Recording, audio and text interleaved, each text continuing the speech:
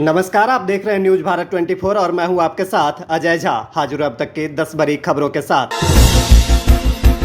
प्रधानमंत्री नरेंद्र मोदी पोलैंड के 2 दिवसीय दौरे के बाद अब यूक्रेन की राजधानी कीव पहुंच गए हैं। वहीं राष्ट्रपति जेलेंस्की से उनकी खास मुलाकात हुई।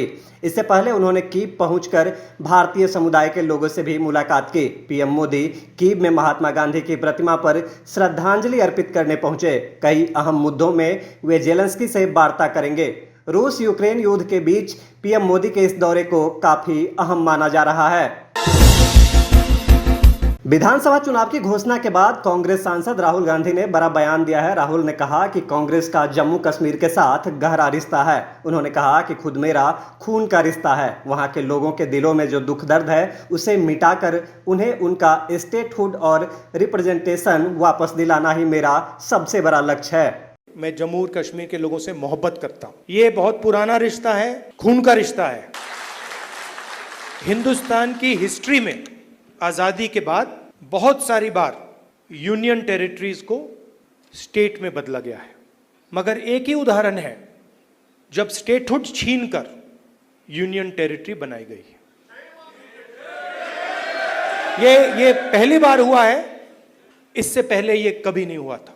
हमारे लिए जम्मू और कश्मीर के लोगों का रिप्रेजेंटेशन, उनका स्टेटहुड सबसे जरूरी चीज है। मैं आपको पर्सनल अपनी बात बताता हूं।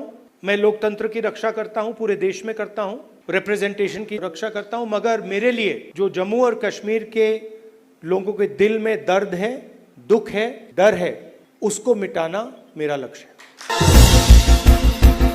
बिहार सरकार के मंत्री अशोक चौधरी ने तेजस्वी यादव पर जमकर निशाना साधा। उन्होंने तेजस्वी को चैलेंज करते हुए कहा कि तेजस्वी जो आरोप लगाते हैं कि सत्ता संरक्षित अपराधी बिहार में है, तो वो एक का भी नाम का खुलासा करें कि किस अपराधी को कौन नेता सत्ता का संरक्षण दे रहा है। ये नीतीश कुमार का राज है। यहाँ कोई जबरदस्ती किसी से 5 रुपया भी चंदा नहीं लेता। यहाँ ऑर्गेनाइज क्राइम नहीं होता है, जैसा इनके पिताजी के राज्य में होता था। पूरे बिहार में अपहरण की नींव इनके पिताजी ने ही रखी थी। सत्ता संरक्षित अपराधी का नाम लें, एक भी सत्ता संरक्षित अपराधी का नाम लें। तेजस्वी यादव को चैलेंज करते हैं, एक भी व्यक्ति का नाम लें, किसके सत्ता किसके संरक्षण में अपराध हो रहा है, एक व्यक्ति का भी नाम लें। यहाँ 5 रुपया नीतीश कुमार के राज में कोई जबरदस्ती चंदा नहीं ले सकता है। ये सुशासन का राज है।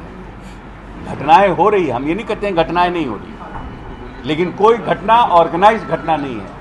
कोई भाई भाई में झगड़ा है, कोई जमीन का झगड़ा है, कोई लड़की का झगड़ा है, कोई कहीं आपसी विवाद है, लेकिन कोई ऑर्गेनाइज क्राइम कह दीजिएगा कि यहाँ पर पहले जिस तरह से इनके पिताजी के राज में रंगदारी वसूला जाता था, इनके पिताजी के राज में जिस तरह से अपहरण होता था, पूरे बिहार में देश में पहला अपहरण उद्योग का नींव लालू प्रसाद यादव के राज में रखा गया। ये तो पूरी दुनिया जानती है ना। अब आज कर रहे हैं कि सत्ता संरक्षित अपराध हो रहा है, एक आदमी का नाम बताइए। राष्ट्रीय जनता दल ने बिहार में अपराध के मुद्दे पर फिर एक बार नीतीश सरकार पर जोरदार तरीके से हमला बोला है। राष्ट्रीय जनता दल के मुख्य प्रवक्ता शक्ति सिंह यादव ने कहा कि बिहार के शासक मानसिक अवचेतना के शिकार हैं। पुलिस हेडक्वार्टर के नहीं सुनी जा रही है, रिटायर्ड अधिकारी से काम कराया जा रहा है। बिहार से अब तो पलायन शुरू हो गया है। यहाँ न व्यापारी सुरक्षित है, न आम लोग। अपराधियों का तांडव सर चढ़ के बोल रहा है। पिछले 2-3 दिनों में 87 हत्या, लूट, बलात्कार की घटनाएं हुई है। शासक मानसिक अवचेतना के शिकार हैं। रिटायर्ड अधिकारी शासन चला रहे पुलिस महकमा, पुलिस हेडक्वार्टर की नहीं सुनी जा रही है। 3 लोग जख्मी हुए, आरा में गोलियों के शिकार हुए, बांका में, अररिया में, फतुहा में, एम्स में, समस्तीपुर में। बिहार का हर कोना अपराधियों के तांडव से कांप गया है। अब तो पलायन शुरू हो रहा है। न व्यवसायी सुरक्षित है, न आम आदमी। और रेवड़ी बांट रहे हैं, Z+22 जेड। पिछड़ा, दलित, कमजोर तबका के लोग नहीं दिखाई पड़ता है, विपक्ष दिखाई नहीं पड़ता है। सत्ता प्रतिष्ठान ने स्वीकार कर लिया कि अब आम के साथ साथ खास लोग भी सुरक्षित नहीं है। बिहार अपराधियों की चपेट में है। अपराधियों के कहर ने बिहार को कपायमान बना दिया है। नेपाल के राजेंद्र रेग्मी उर्फ निराहारी बाबा ने पटना में 20 दिनों तक 4 सीसीटीवी कैमरे की निगरानी में निराहार रहकर नया विश्व कीर्तिमान स्थापित किया है। बता दें कि यह कीर्तिमान इससे पहले ऑस्ट्रिया के एंड्रियास मिहावेज के नाम था, जिन्होंने अप्रैल 1979 में 18 दिनों तक निराहार रहने का कीर्तिमान स्थापित किया था। बिहार हिंदी साहित्य सम्मेलन के अध्यक्ष डॉक्टर अनिल सुलभ उपवास स्थल पर पहुंच निराहारी बाबा के बारे में विस्तृत जानकारी ली। उन्होंने इस अनूठे कीर्तिमान के लिए बाबा को बधाई दी तथा घोषणा की कि 24 अगस्त को सम्मेलन सभागार में आयोजित समारोह में निराहारी बाबा को चिंतक साहित्यकार हृदय नारायण स्मृति सम्मान से विभूषित किया जाएगा। इस कार्यक्रम में बतौर मुख्य अतिथि बिहार विधानसभा के अध्यक्ष नंद किशोर यादव मौजूद रहेंगे। आज देश में नेशनल स्पेस डे मनाया जा रहा है। यह पहला नेशनल स्पेस डे है। आज के ही दिन ठीक 1 साल पहले 23 अगस्त 2023 को भारत ने चांद पर तिरंगा लहराया था। भारत आज के ही दिन चांद के दक्षिणी ध्रुव पर पहुंचने वाला पहला देश बना।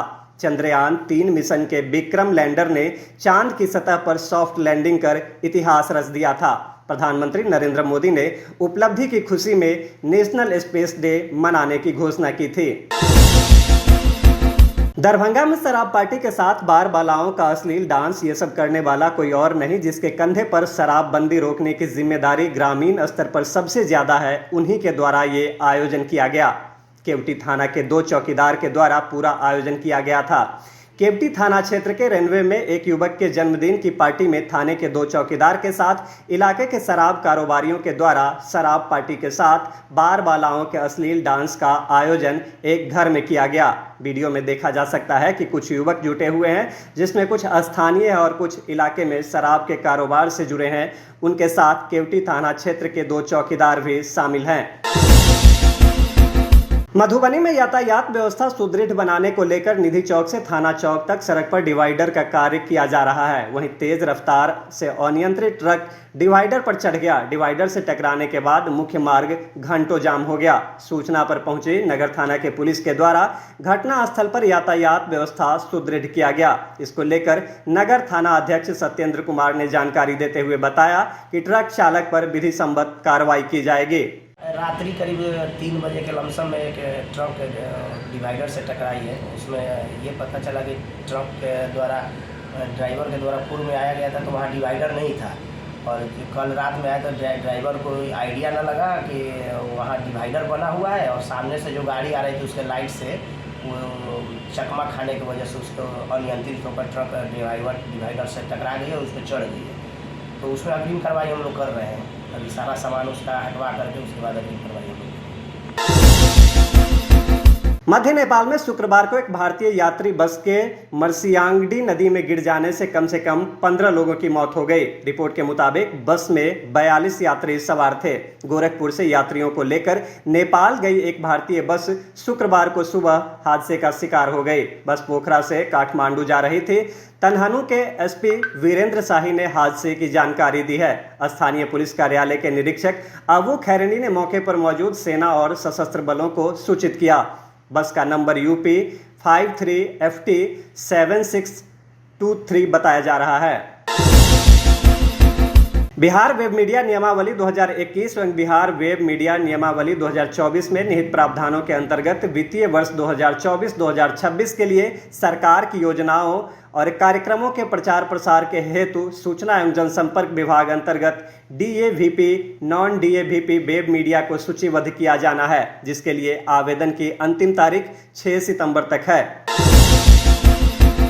अभी तक की खबरों में बस इतना ही। मुझे दीजिए इजाजत। नमस्कार।